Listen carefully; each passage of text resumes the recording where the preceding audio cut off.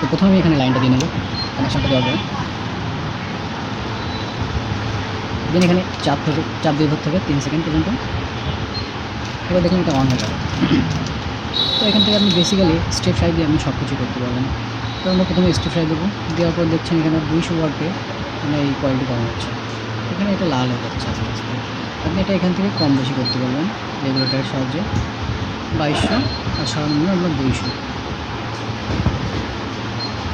এখানে আছে ফ্রাইতে দিলে এখানে 650 ডিগ্রিতে আপনার এটা গরম হবে। আপনি এটা কমাতে পারবেন কিন্তু বাড়াতে পারবেন না। এখান থেকে সর্বনিম্ন আপনি 60 ডিগ্রিতে আনতে পারবেন এবং সর্বোচ্চ আসবে 650।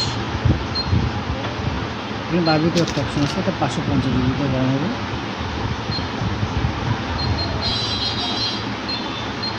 এবং এটা বয়েল সিদ্ধ করার সময় এটা আপনার 2200 ওয়াটে অটোমেটিক্যালি নেবে। সেক্ষেত্রে আপনার এখানে রেগুলেটরটা কোনো কাজ করবে না, আপনি স্টেফার এবং ফ্রাইতে কাজ করাতে পারবেন। এখানে একটা অপশান আছে আপনার স্টেপ ফ্রাই দিয়ে দেখাই, 22 ওয়াটে এটা গরম হচ্ছে, দেখতে পাচ্ছেন এটা লাল হয়ে আছে। এখানে একটা অপশান আছে, এটা আপনি একবার চাপ দিলে আপনার কয়েলটা ছোটো আকারে গরম হবে।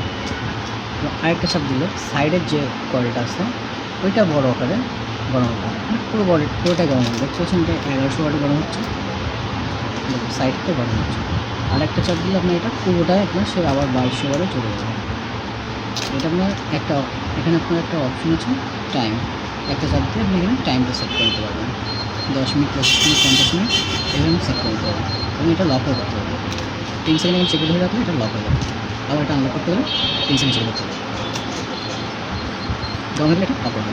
অফ করার পর এখানে হবে আসবে, এখানে চেঞ্জ এখন বন্ধ করুন, কিন্তু সময় এখানে 20 মিনিট লেখা আছে, 20 মিনিট চালিয়ে রাখবেন, যাতে কোনো বাংলাদেশে বেরিয়ে যায়। ধন্যবাদ।